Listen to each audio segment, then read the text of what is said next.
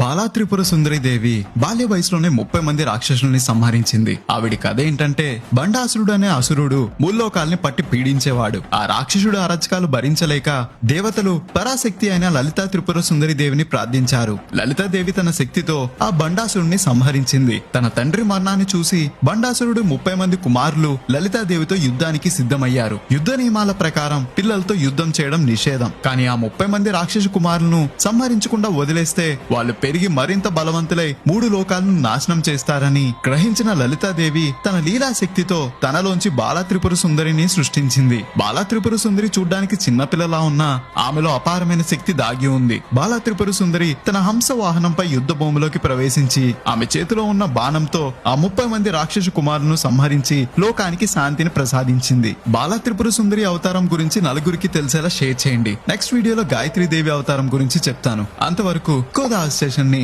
Follow అవ్వాలి మరి.